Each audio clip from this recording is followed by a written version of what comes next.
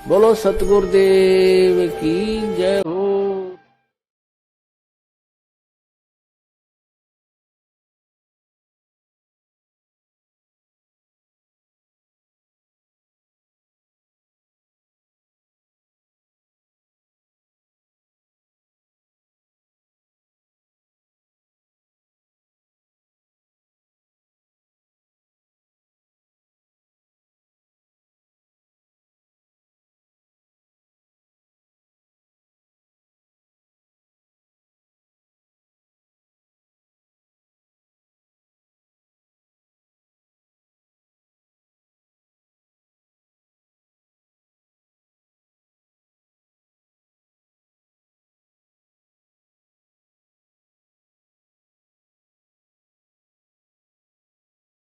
मालिक का ये पूर्ण मिशन है।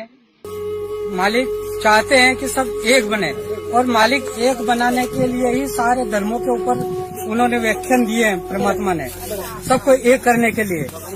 तो अब हमारे गांव राजगढ़ में एक हरिजन समाज है, वो बंगी समाज से है, वो भगत बना। अब हम उसके यहाँ भोजन भंडारा नहीं करेंगे तो आप बताओ जाति टूटेगी क्या? तो मालिक का मिशन फेल हो रहा है ना। आप भंडारा बंद करवा रहे हो। अरे भंडारा से तो जाति टूटेगी। जाति कैसे टूटेगी? हम एक कैसे बनेंगे? ये आज ये भील समाज के यहाँ सत्संग हुआ। आप कोई पाटीदार है, कोई मारू है, कोई लोधा है, कोई सिरवी है, कोई ब्राह्मण है, कोई किस समाज से, सब ऊंची समाज से भी आए। आपने यहाँ भोजन भंडारा करा तो ये परमात्मा के मिशन को सफल बनाया आपने। विष्णुदास को हमने अरदास लगाई थी कि विष्णुदास आपने हम हमेशा परमात्मा के साथ रहे और अब भी हम परमात्मा के साथ है। आप राजगढ़ में एक पुस्तक है, उसके ऊपर आप डिबेट करो। ये पुस्तक हमारे पास आई है, बरवाला के सच्चाई का षड्यंत्रकारी उनका भाई, ये पुस्तक आई है। आप इसके ऊपर डिपेंड करो। अब हम तो इतने जानते नहीं कहा तो मैं क्या, अपन 1 करोड़ 1.25 करोड़ मालिक के भगत है और एक पानी पत्ता सा बेचने वाला पवन दास, एक 1.25 करोड़ भगत को एक पवन दास नहीं मान रहा तो अपन ने क्या बाढ़ जो क्या ज्ञान सीखा? अपन ने सारे मिलकर राष्ट्रपति से शिकायत करो। सारे के सारे अपन पेशी पे तो जाते हैं, एक बार राष्ट्रपति के पास चले जाओ उस पवन दास के विरुद्ध में। है एक पानी पत्ता से बेचने वाला, एक पानी पत्ता, मतलब सच्चाई से डर लग रही उनको। एक आदमी सच्चाई, मालिक ने कहा है कि चोर चुरावे तुमड़ी गाड़े पानी माई, जो गाड़े जो ऊपर आवे। एक भगत से सच्चाई को ऊपर ले आए। आप 125 करोड़ हर धर्म के लोगों को, हर मजहब के लोगों को आप डिबेट के लिए चैलेंज देते हो। एक भगत ने आपको चैलेंज दिया, आपकी थर कांप रहे, आपका डर पोग हो रहे, आप कायर बन गए, आपकी चोरी आप सब जगत के सामने जा रही, आप डर गए। चोर कभी मारता नहीं है भक्तों, चोर कभी नहीं मारता है। पर चोर को कह दो कि मैंने तेरे को पहचान लिया है, फिर देखो आपकी खाल खेल देता है। फिर दुनिया का कोई डॉक्टर आपको सुधार नहीं सकता है, ऐसा मारता है वो चोर। नहीं तो चोर कभी मारता नहीं है। पर आपने कह दिया कि ये मैनेजमेंट वाले चोर है तो ये सारे मारने लग गए। आज देखो, आज यहाँ पुलिस के पास चले गए थे, काय के लिए चले गए थे? क्योंकि इनकी पोल उजागर हो जाएगी, हमको फिर दुनिया दौड़ा के मारेगी, सच्चाई सामने आ जाएगी। चोर को अपन पहचान लिया ना कि ये चोर है, तो चोर क्यों नहीं मारेगा भाई? चोर का स्वभाव है, चोर मारता नहीं है कभी भी। ये भगत कहाँ है? अगर भगत होते नहीं आते, भंडारा करते और मालिक की चर्चा करते। अब मालिक के कोई चर्चा कर ही नहीं सकते। अब उनको चर्चा कहाँ करी? चौकी पे गए, पुलिस थाने में गए, उनको दबाव बनाया, वहाँ गए। मालिक के पास कोई आया? एक भी मैनेजमेंट वाला आया तो बताओ, भाई गवा दो मैनेजमेंट वाला आया, क्यों नहीं आया? वो यहाँ मालिक का काम नहीं हो रहा था क्या? चोर है ना, तो चोर क्यों डर रहे मालिक से? क्यों डर रहे? सच्चाई से क्यों डर रहे? आओ ना, यहाँ बंदगी करो ना, यहाँ मालिक का ज्ञान चर्चा करो ना और मालिक को छुड़ाने की बात करो ना। आप क्यों अलग बता रहे इनको? क्यों आप चोर हो? ये सत सेवकों ने चोर को पहचान लिया और इन सत सेवकों ने कहना चालू कर दिया कि मैनेजमेंट वाले चोर है, मैनेजमेंट वाले चोर है। तो चोर तो मारेगा भाई। जानता चोर तो चोर का स्वभाव है, चोर मारता कभी नहीं है। पर आप कह दोगे कि हमने आपको पहचान लिया, फिर आपको मारेगा वो। जान से भी मार देगा। क्यों? हाँ, क्यों? उनको भी डर है, दुनिया हमको मार देगी, हम इनको नहीं मारेंगे, दुनिया हमको मार देगी। रगड़ा ये है, तो सच्चाई ये है ओरिजिनल। तो सर जी ये बताइए, मैनेजमेंट लोग तो कहते हैं गुरुजी का आदेश आता है, गुरुजी का आदेश आता है। भगत जी, गुरुजी का आदेश कभी 4 युग का एक प्रमाण भी दे दो आप 4 युग का कि भंडारा मत करो। हमने विष्णुदास जी से कहा था, मैंने खुद कहा था विष्णुदास जी आपने शाक पूरी हलवा खोपरा पाक गुलाब जामुन बनाते थे, तो आपने बोला ठीक है। फिर आपने कहा कि मालिक का आदेश नहीं है शाक पूरी रखो, तो हमने शाक पूरी रखी। फिर आपने कहा शाक पूरी का आदेश नहीं है दाल चावल रखो, तो हमने दाल चावल का भंडारा करते थे। फिर आपने कहा दाल चावल का आदेश नहीं है पोया का आदेश है, तो हमने पोहे रखे थे। और फिर आपने पोहे भी बंद करवा दिए। और फिर आपने कहा कि अब चाय बिस्कुट से, अरे भाई चाय बिस्कुट से कैसे भंडारा होगा, कैसे होगा? हमारे आदिवासी लोग तो चाय बिस्कुट तो खाते नहीं है। बच्चे आते हैं बिस्कुट डुबावे, 4 बिस्कुट दे, 4 बिस्कुट में मुंडाम लेता दे, आधु बिस्कुट तो नीचे पड़ी जाए। अब खाए 4 बिस्कुट में 1 बिस्कुट खाए और सत्संग सुनवा नहीं दे। तो हमने विष्णुदास जी से, मैंने खुद कहा विष्णुदास जी से कि 2 रुपए किलो हमको चावल मिलते हैं सरकार की तरफ से, 2 रुपए किलो चावल मिलते हैं, 1 रुपए किलो हमको गेहूं देती है सरकार, हमें ये भंडारा करने के लिए दे दो। हमको ये चाय बिस्कुट का मत क्यों भाई, धाके तो खा लेंगे हम, तो बच्चे हमारे और सत्संग भी बढ़िया सुनेंगे। तो अगर 2 रुपए किलो बिस्कुट मिलते हैं तो आप ट्रकों बंद भेज दीजिए, हम उल्लंघन नहीं करेंगे। अगर 2 रुपए किलो शक्कर मिलती है आप ट्रकों बंद भेज दीजिए, हम कोई उल्लंघन नहीं करेंगे।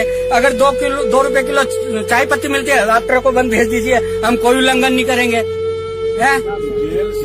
हम कोई उल्लंघन नहीं करें, हम कोई आज्ञा तोड़ना नहीं चाहते, लेकिन आप हमको मजबूर बनाते हैं, हमारा पेट काटते हैं और हमको गुरु जी से दूर करवा रहे हो।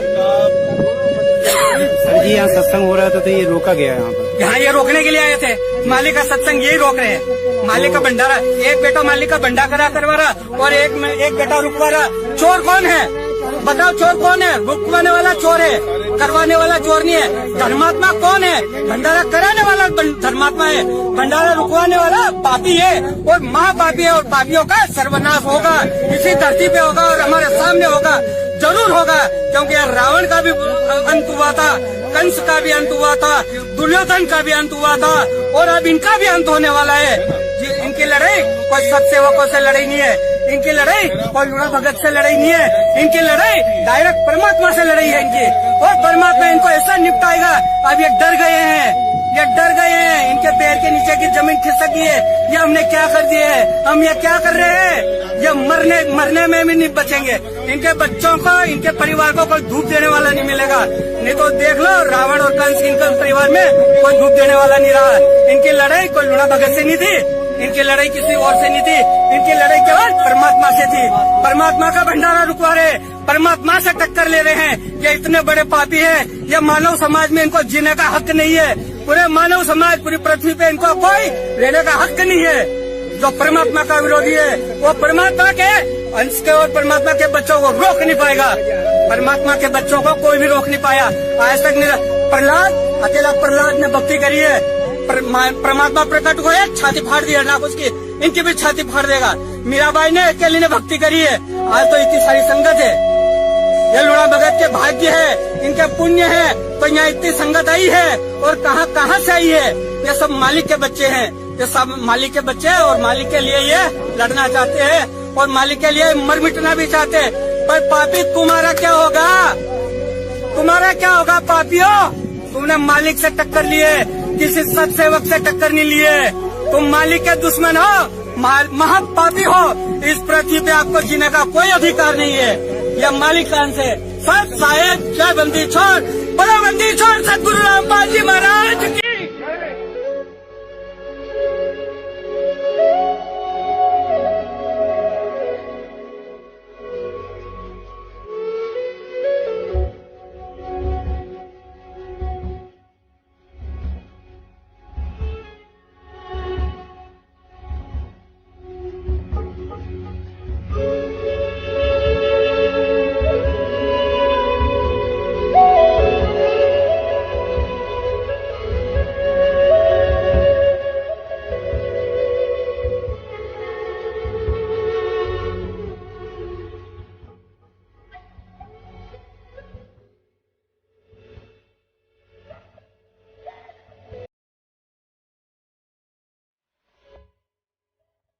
बंदी छोड़ सतगुरु रामपाल जी महाराज जी की जय हो।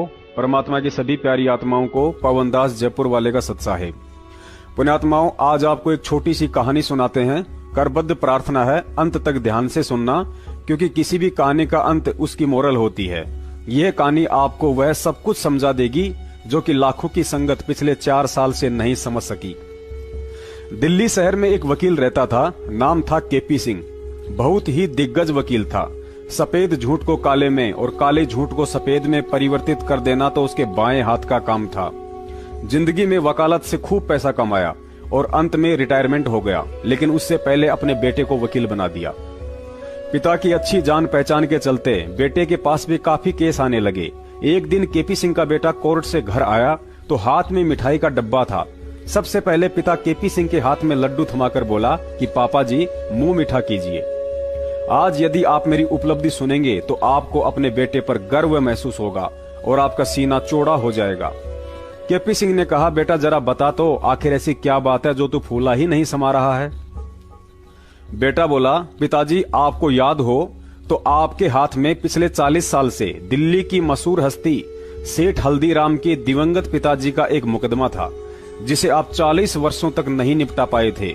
लेकिन आज आपके बेटे ने उस केस में दिवंगत सेठ हल्दीराम के बेटे की जीत करवाकर उसे न्याय दिलवा दिया है। इतना सुनते ही केपी सिंह की आंखें गुस्से से लाल सुर्ख हो गई। बीपी का लेवल बढ़ गया। मिठाई का डब्बा टेबल से उठाकर दूर फेंक डाला।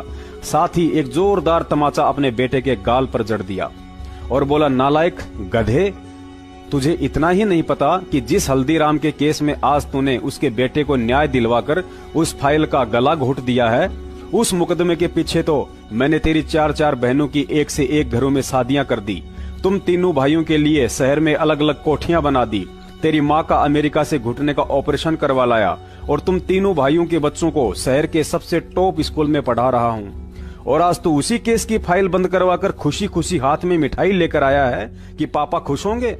नालायक, तूने तो मेरी प्लानिंग पर ही पानी फेर दिया। महीनों के लाखों रुपए उस केस की बदौलत घर में आ रहे थे, तूने सब चौपट कर डाला। पुण्यात्माओं, ठीक यही हालत आज आप और हमारे साथ हो रही है। अपने मन में झूठा वहम पाल बैठे लाखों अंध भगत पिछले 4 साल से यही सोच रहे होंगे कि दिल्ली से एपी सिंह व चंडीगढ़ से एस के गर्ग नरवाना जैसे जाने माने वकील संत रामपाल जी महाराज जी को देशद्रोह व मर्डर के मुकदमों में लोअर कोर्ट से लेकर हाई कोर्ट में राहत दिलवाने की पुरजोर कोशिश कर रहे होंगे। और सोचना भी गलत नहीं है, क्योंकि सतलोक आश्रम मैनेजमेंट हरियाणा पिछले 4 वर्षों से संगत को गुरुजी की जमानत के सपने दिखाकर इन सभी वकीलों की मोटी फीस की दुहाई देकर बेचारे भक्तों को अब तक लूट ही तो रहा है। लेकिन पिछले 4 साल से इन सभी महापुरुषों की वकालत करने के तौर तरीकों को यदि गौर से देखा जाए तो यही समझ में आता है कि भरे बाजार में मदारी भी बंदर को इस कदर नहीं नचाता होगा जिस कदर इन बड़े बड़े नामधारी काले कोट वालों ने गद्दार सतलोक आश्रम मैनेजमेंट हरियाणा के मुखिया महेंद्र भगोड़े के इशारों पर चंद कागज के टुकड़ों के लिए कठपुतली बनकर संत रामपाल जी महाराज जी के मुकदमों में उल्टी पैरवी करके दुनिया में उनका मजाक बनाकर रख दिया है। यदि इन कानूनी पहलवानों के द्वारा संत रामपाल जी महाराज जी के मुकदमों में पिछले 4 साल से की जा रही वकालत को विस्तार से बताया जाए तो 16 फिल्म से भी बड़ा वीडियो बन सकता है। लेकिन समय अभाव के चलते इनकी कुछ करतूतों को संक्षेप में आप जी के सामने रखने की कोशिश करते हैं। फिर भी 1 घंटे से ऊपर का वीडियो बन जाएगा। निवेदन करता हूं, धैर्य रखें और इसे अंत तक देखें। सबसे पहले तो आपको एक हकीकत से परिचित करवा देते हैं कि ये जितने भी काले कोट वाले हैं कागजों में अवश्य संत रामपाल जी महाराज जी के वकीलों के नाम से जाने जाते हैं, लेकिन असल में पिछली 4 साल से बचाव और पैरवी इनको मुंह मांगी मोटी रकम देने वाले सतलोक आश्रम मैनेजमेंट के मुखिया अर्थात निर्दोष संत रामपाल जी महाराज जी के छोटे भाई महेंद्र भगोड़े व उसके कुछ साथियों की कर रहे हैं। 4 साल से देशद्रोह के मुकदमे में भगोड़ा घोषित होने के बाद भी यदि आज तक महेंद्र कानूनी शिकंजे से बचा हुआ है तो वह मेहरबानी अंधी संगत का करोड़ों रुपया और इन वकीलों की है। बेचारे भेड़ बकरियां चराने वाले भगत तो मर्डर वाले मुकदमा नंबर 429 व 430 में गुरुजी के साथ हिसार जेल में दोहरी आजीवन की उम्र कैद सश्रम सजा काट रहे हैं, और दूसरी तरफ ब्लड रिलेशन में होने व देशद्रोह वाले मुकदमे में हिट लिस्ट में होने के उपरांत भी बेटा अमित जमानत पर और बाप महेंद्र भगोड़ा बनकर संगत के दान पर ऐश लूट रहा है। तो केवल अंध संगत के पैसों व इन्हीं दिग्गज समझे जाने वाले वकीलों की मेहरबानी से सत्सेवकों ने बार बार वीडियो डालकर इस गुरु गद्दार सतलोक आश्रम मैनेजमेंट और इनके दिग्गज वकीलों को बरवाला कांड पर तथा इनकी पैरवी के तौर तरीकों को लेकर टीवी चैनल पर डिबेट के लिए न्योता दिया था, लेकिन सामने नहीं आते हैं क्योंकि मैनेजमेंट की तरह इन्हें भी अपनी कमजोरियों का बखूबी मालूम है। चलिए कोई बात नहीं, पुरानी कहावत है कि बकरे की मां कब तक खैर मनाएगी। आखिरकार संत रामपाल जी महाराज जी के मुकदमों में आज इन वकीलों का सफेद झूठ सबके सामने रखने का समय आ ही गया है। जब संत रामपाल जी महाराज जी के निमंत्रण पर कोई भी धर्मगुरु ज्ञान आधार से आध्यात्मिक ज्ञान चर्चा के लिए सामने आने की हिम्मत नहीं कर पाया, तो महाराज जी ने उनके प्रवचन व इंटरव्यू को आधार बनाकर समाज में उनके पाखंड की पोल खोलनी शुरू की। ठीक उसी पैटर्न पर आज सतलोक आश्रम मैनेजमेंट के कानूनी अंगरक्षक सुप्रीम कोर्ट के वकील एपी सिंह व गिरीश दास दिल्ली से, जो कि वकील भी है और भगत भी है, कुछ महीने पहले हरियाणा न्यूज चैनल पर इन दोनों वकीलों, हरियाणा सरकार के प्रतिनिधि त्रिवेंद्र सैनी व दिल्ली से किसी शिवपाल नाम के भगत की डिबेट दिखाई जा रही थी। उस डिबेट में सरकारी प्रतिनिधि त्रिवेंद्र सैनी की बरवाला कांड को लेकर कमजोर जानकारी के चलते इन दोनों वकीलों ने उस 1 घंटे 14 मिनट की डिबेट में जमकर झूठ के चौके छक्के लगाए थे। लेकिन शायद ये दोनों पहलवान भूल गए थे कि परिवर्तन इतिहास का अटल नियम है और उसी डिबेट पर कभी तुम्हारी झूठ के भी चौके छक्के लग सकते हैं। इस पहले वीडियो में सुनिए इन दोनों वकीलों की सीरियल वाइज झूठ और उवाबाई। इस वीडियो में गिरीश दास ने सरकारी प्रतिनिधि त्रिवेंद्र सैनी को यह बात कहकर दबा डाला कि जब सरकारी डॉक्टर्स के पैनल ने संत रामपाल जी महाराज जी को 19 नवंबर 2014 तक कंप्लीट बेड रेस्ट की सलाह दी थी, तो प्रशासन ने उन सरकारी वकीलों के मेडिकल सर्टिफिकेट को ना मानते हुए क्यों एक दिन पहले ही अर्थात 18 नवंबर के दिन ही संत रामपाल जी महाराज जी को गिरफ्तार करने के लिए सतलोक आश्रम पर अटैक कर डाला।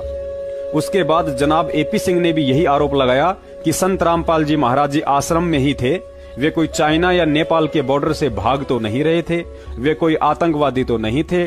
फिर ऐसी क्या वजह थी कि प्रशासन ने 19 तारीख के बजाय 18 तारीख के दिन ही आश्रम पर अटैक कर दिया? एक और दिन क्यों इंतजार नहीं किया?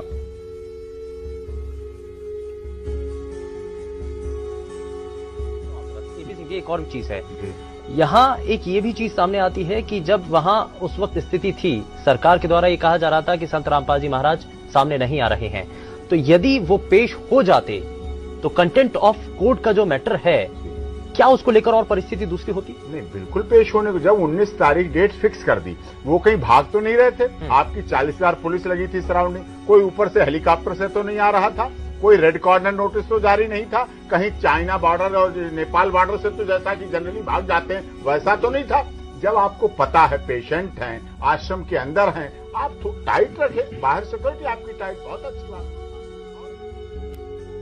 पुण्यात्माओं, यह सच हो सकता है कि संत रामपाल जी महाराज जी को सरकारी डॉक्टर्स के पैनल ने 21 नवंबर तक आराम करने की सलाह दी हो, लेकिन काल को चैन कहा था कि 21 तारीख के दिन संत रामपाल जी कोर्ट में उपस्थित होकर वापस आ जाएं और दोबारा से आश्रम में पहले की तरह सत्संग शुरू हो जाए।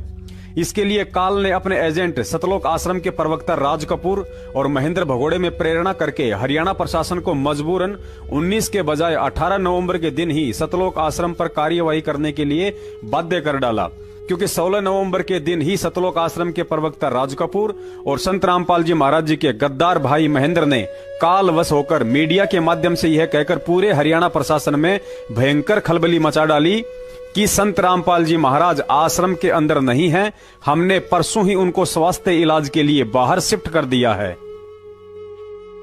सतलोक आश्रम ने एक नया दावा करके सबको चौंका दिया है कि संत रामपाल इस वक्त सतलोक आश्रम बरवाला के अंदर मौजूद ही नहीं है। हमारे साथ सतलोक आश्रम के प्रवक्ता राज कपूर हैं। कपूर साहब, कहाँ गए संत रामपाल?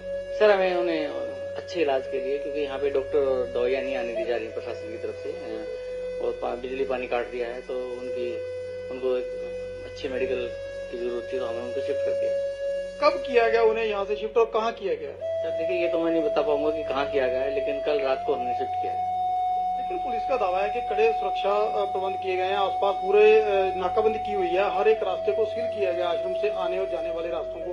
तो ऐसे में इतने कड़े प्रबंधों के बीच कैसे संत रामपाल को यहाँ से शिफ्ट कर दिया गया? देखिए सर, पुलिस आने वाले को रोक रही है, आने वाले को रोक रही है, जाने वालों को नहीं रोक रही। नहीं, लेकिन जिसके लिए ये पूरे इंतजाम किए गए हैं, पूरी नाकाबंदी की गई है संत रामपाल की गिरफ्तारी के लिए, तो क्या संत रामपाल को तो बाहर जाने नहीं देगी है इतनी आसानी से पुलिस? तो वो तो प्रशासन बताएगा सर, इस बारे में क्या जवाब दे सकता हूँ, वो तो उनका काम है।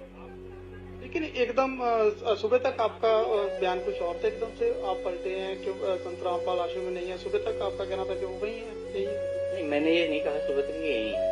हमने ये कहा था कि वो कोर्ट जाएंगे और कोर्ट जाने में असमर्थ थे और इलाज की जरूरत थी, इसलिए हमने उनको शिफ्ट करना उचित समझा और हमने शिफ्ट कर दिया। अभी 21 नवंबर नेक्स्ट हियरिंग है, तो क्या उस 21 नवंबर को हाईकोर्ट के सामने पेश होंगे संत रामपाल? देखिए, मैं तो पहले से कहता आया हूँ कि यदि वो स्वस्थ होंगे तो जरूर पेश होंगे।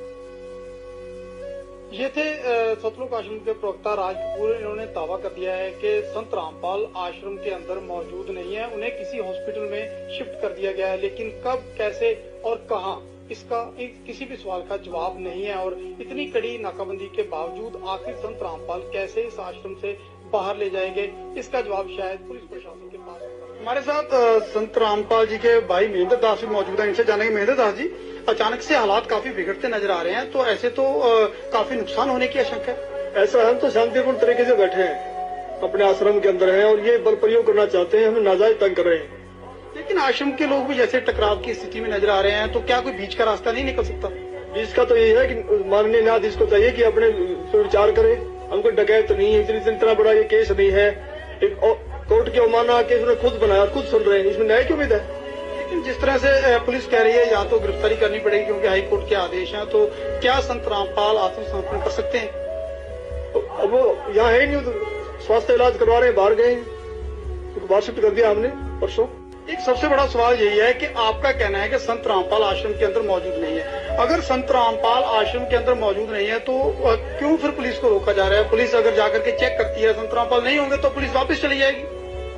क्योंकि यहाँ कल एसडीएम ने और डीसी ने बताया, एसडीएम आदेश पड़ रहा था कि हमने इसको सील कर लिया है, नाजायज तरीके से सील करने के आदेश दिए, अपने आश्रम को नहीं छोड़े, आश्रम की सुरक्षा के लिए बैठे हैं। ठीक है जी, ओके। तो ये थे महेंद्र दास, संत रामपाल के भाई हैं और जो आश्रम के प्रवक्ता राज कपूर ने हमसे बात की। इनका कहना है कि आश्रम के लोग किसी भी हाल में पीछे नहीं हटेंगे, यानी कि अगर पुलिस आगे जाएगी तो इनका कहना है कि यह लोग अपनी जान तक देने के लिए तैयार हैं। यानी कि सीधा सीधा कह सकते हैं कि टकराव की स्थिति यहाँ पर पैदा हो चुकी है। अब देखना होगा कि ऐसे हालातों में आखिर इस मामले का निपटारा कैसे होगा, कैसे हाईकोर्ट के आदेश का पालन होगा और कैसे हो पाएगी संत रामपाल की गिरफ्तारी।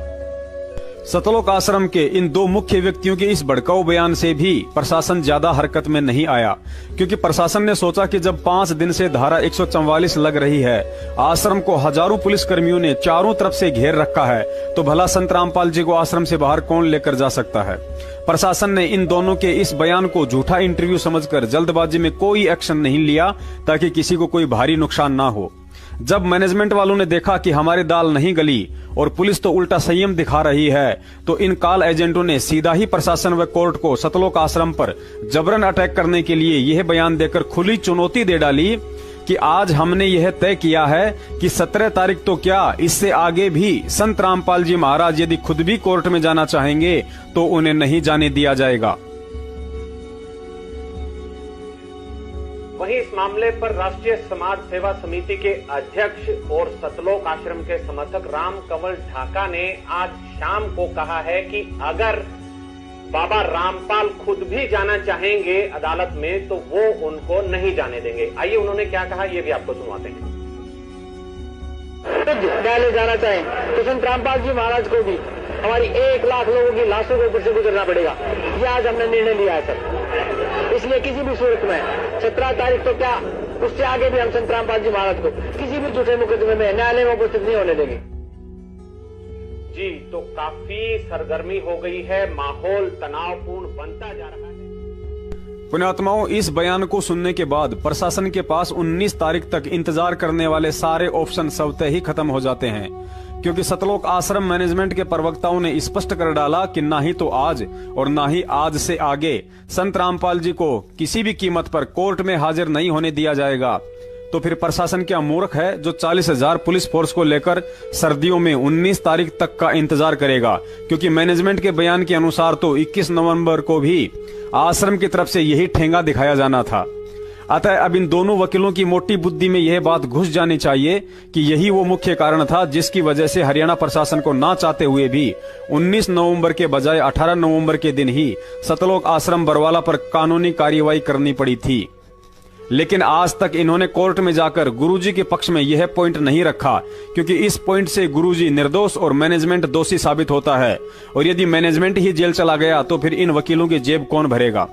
फिर भी इन वकीलों को कोई शंका हो या समझ में नहीं आया हो तो वीडियो के अंत में दास के नंबर मिल जाएंगे, कॉल करके पूछ सकते हैं। इन्हें संतुष्ट करने के लिए दास के पास और भी कई बड़े बड़े सबूत हैं।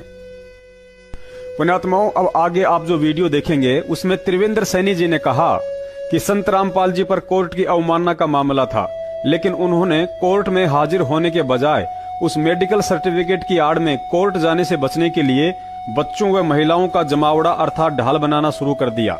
साथ ही हथियारों का जखीरा भी जमा करना शुरू कर डाला। त्रिवेंद्र सैनी जी की इस बात के जवाब में इन दोनों वकीलों ने तुरंत ही सफेद झूठ बोल डाला कि ना ही तो आश्रम के बाहर बच्चों व महिलाओं को ढाल बनाया गया था और ना ही आश्रम में हथियारों का जखीरा मिला था। क्या संत रामपाल की एक मिनट क्या संत रामपाल की गिरफ्तारी में 950 लोगों का रोल था? 950 लोगों का अरेस्ट किया। आप सुनने की क्षमता रखें। आप बोलिए। आपने सवाल किए हैं तो जवाब सुनने की क्षमता रखें। ठीक है। देखिए 5 महिलाएं और एक बच्चे की मौत हुई जी। आप देख रहे हैं कि भाई वहां पे जो आपने वीडियो देखा है, मैं ये कहना चाह रहा हूं कि वहां पे जो महिलाएं थी वो संत रामपाल जी के सामने जो है ना एक दीवार बन के खड़ी हो गई थी, जिनको हटा पाना बहुत मुश्किल हो गया था। और जो भीड़ और जो हथियार वहां पे जो लोगों ने जमा कर रखे थे उस मेडिकल एड के साइड में, मतलब जो एक संत रामपाल जी, एक मिनट मुझे नहीं, आप मेरी बात अधूरी रह जाएगी सर, आप मेरी बात अधूरी रह जाएगी, आप सुन लीजिए पहले। थोड़ा सुन लेते हैं।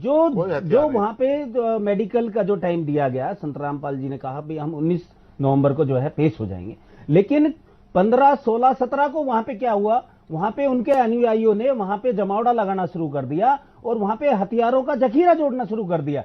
और वहां पे जो महिलाओं की जो संख्या थी जो उनके अनुयायी है, निश्चित तौर पर हम आप ऐसा कोई हथियारों का जखीरा आश्रम से नहीं मिला है। ठीक है, जरा जवाब ले लेते हैं गिरीश जी से।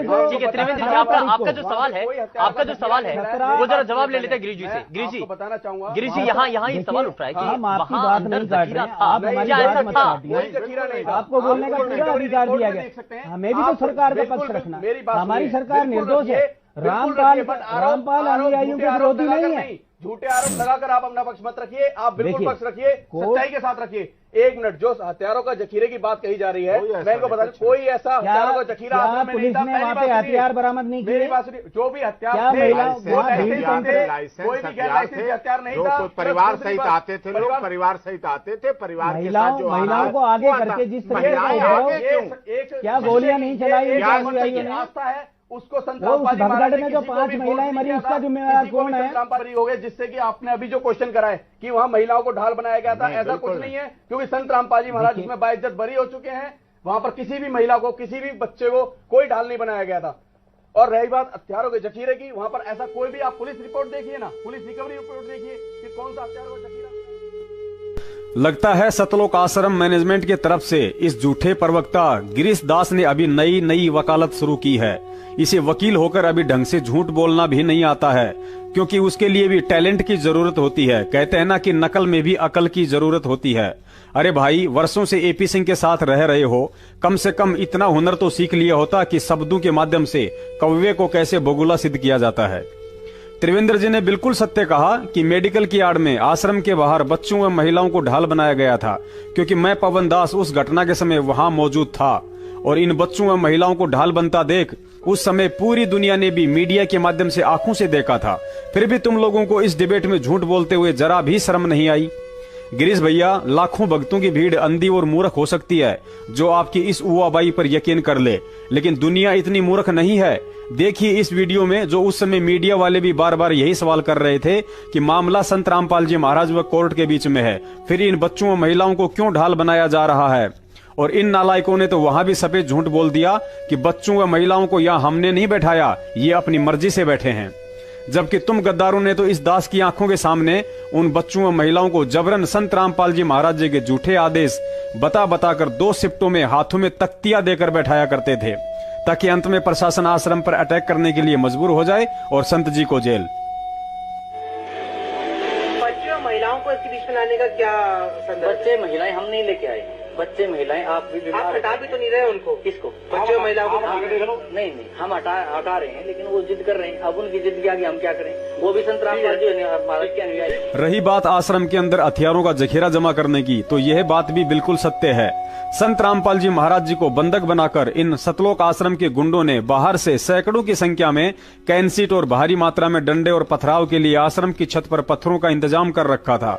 इसके अलावा सतलोक आश्रम मैनेजमेंट के द्वारा बाहर से भी कुछ हथियारबंद गुंडे बुलवाए गए थे, जिन्हें भगत बनाकर पुलिस प्रशासन के आगे उनके हाथों में जलती हुई मसाले, डंडे व पेट्रोल बम देकर खड़ा कर दिया गया था, क्योंकि महेंद्र सहित इन सभी गुंडों का यही मकसद था कि हर हाल में संत रामपाल जी की बदनामी और उन्हें जेल करवानी है। देखिए उन किराए के गुंडों का उत्पात और आश्रम के अंदर से जब्त लाठी डंडे। सतलोक आश्रम सरकार के लिए चुनौती बन चुका। रामपाल अब सलाखों के पीछे है, लेकिन अब भी पुलिस को उसके आश्रम से आपत्तिजनक सामान बरामद हो रहे हैं।